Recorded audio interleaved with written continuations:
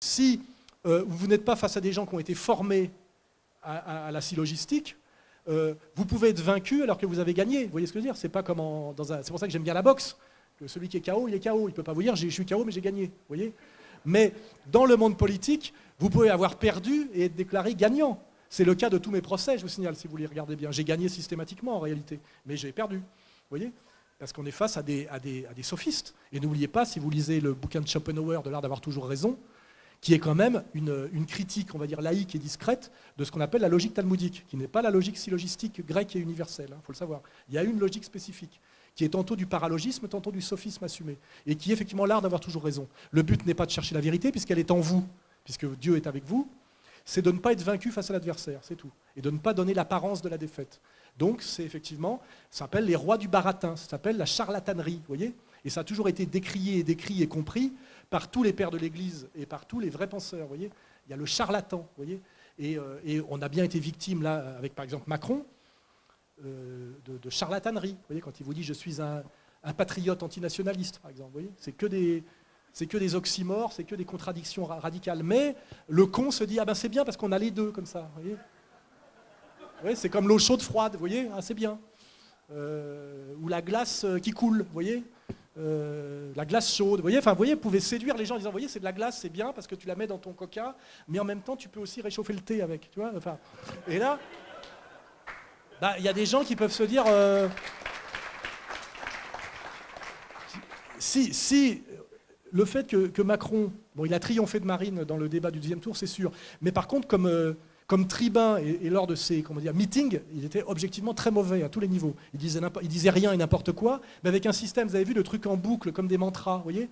Il y avait de la litanie, c'était pensé, à mon avis, il y a quand même des gens qui savent comment endormir et faire rêver un auditoire relativement peu cultivé sur la question politique par une façon de les prendre, qui a beaucoup à voir avec ce qui existe dans les religions, notamment les religions extrême-orientales. Vous savez, le fait de répéter des trucs. On voyait bien que chez Macron, il y avait cette espèce d'inconsistance et d'incohérence pour quelqu'un formé au logos et à la pensée grecque, mais qui, quelque part, n'était pas de la faiblesse ou de manque de rigueur. C'était pensé. C'était pensé, je vous dis, on est dans de la science de la manipulation, alors que nous sommes encore très naïvement dans la tentative d'explication qui serait le plus proche du réel. Voilà. Donc effectivement, on ne fait pas le même travail, on n'est pas sur le même terrain, et face à comment dirais-je, un système de domination qui a compris que de transmettre, on va dire, la raison au peuple, c'était lui transmettre des outils de résistance à un moment donné à des manipulations. On voit bien qu'avec, comment elle s'appelait, Belkacem, là,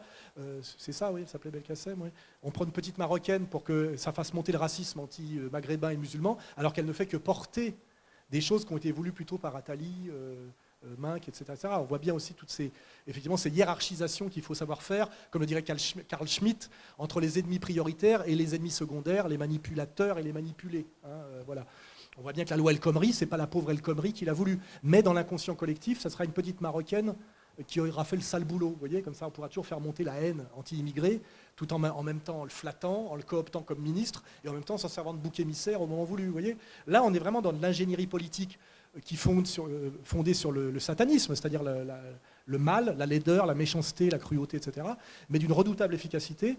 Et nous, c'est le combat éternel du bien contre le mal. Qu'est-ce qu'on peut faire? Témoigner, dire la vérité. Si on se met à basculer de l'autre côté en disant, par rapport à la manipulation, on va faire de la contre-manipulation, et quelque part, c'est la tentation mariniste. On va adhérer à l'idéologie dominante, on va virer les braves militants qui se posent certaines questions qu'on n'a pas le droit de se poser, on va coopter de l'homosexuel systématique et du traître et du mec qui vient d'ailleurs, on va prendre du franc-maçon, etc., etc. Quel est le résultat final? C'est qu'il n'y a pas la logique de la fin et des moyens, c'est qu'il y a une identité fondamentale, structurale, on va dire, une identité d'essence entre la fin et les moyens. Les moyens déterminent la fin, et la fin ne peut ressembler qu'aux moyens. C'est-à-dire que quand vous additionnez une succession de mensonges, de trahisons et de soumissions, à la fin, il n'y a pas la vérité, la beauté, l'identité du vrai, du bien et du beau. C'est pour ça qu'à un moment donné, j'ai quitté le Front National. Je me suis dit, je ne peux pas accepter ce truc, parce que je pense que ce n'est pas gagnant, et que de toute façon, il y a un vrai problème de morale fondamentale. Je veux dire, on ne fait pas du bien avec du mal, c'est pas vrai. Mais ça, c'est la morale trotskiste, c'est la morale révolutionnaire, c'est la morale sabataïste, et c'est la morale talmudique, d'une certaine manière. Voilà. Donc, tout revient toujours au même. Vous voyez ce que je veux dire? On est dans une grosse totalité dialectique, et la seule chose qu'on peut faire, je veux dire, c'est d'établir ces médiations pour avoir cette pensée globale qui est qu'on peut prendre par le petit bout de LGBT, il est évident que les LGBT n'ont rien demandé. C'est pas 3-4 travelots dépressifs rentrant du bois de Boulogne avec un talon cassé à 5 h du matin qui ont exigé des lois. Donc il y a bien des gens très puissants qui ont décidé de se servir de cette pauvre minorité souffrante, mais qui est souffrante pour des raisons psychologiques et internes, parce qu'il n'y a pas d'LGBT heureux. Je connais bien ce milieu-là parce que j'ai beaucoup fréquenté les boîtes de nuit. Hein. Je sais ce que c'est que le cimetière des éléphants des vieux travelots. Hein. C'est des gens qui sont pratiquement au bord du suicide et qui sont très émouvants souvent. Et je vous garantis qu'ils n'avaient jamais eu aucune revendication politique, de même que tous les gays que j'ai connus dans le milieu de la boîte de nuit, de la fête et de l'art contemporain n'ont jamais revendiqué de vouloir se marier et ne se sont jamais reconnus dans ce militantisme grotesque, etc. Il y a vraiment une manipulation politique des femmes, une manipulation politique des gays, une manipulation politique aujourd'hui des LGBT, comme il y a eu une manipulation politique des jeunes à partir de mai 68. Hein, pareil, pour virer de Gaulle et mettre en place tout ce qui s'est mis en place après. Donc voilà, là je fais exprès de dériver pour montrer qu'on doit avoir une pensée, je dirais, hegelienne. Hein, penser la totalité. Le vrai, c'est le tout. C'est une citation de Hegel. C'est-à-dire qu'il n'y a pas de... Il faut être capable de faire de l'analyse, c'est-à-dire effectivement, et après de restituer la vision synthétique globale. Et ça demande, d'après les études cliniques et d'après les théories de tous les penseurs traditionnels, un cerveau d'homme. Je finirai là-dessus.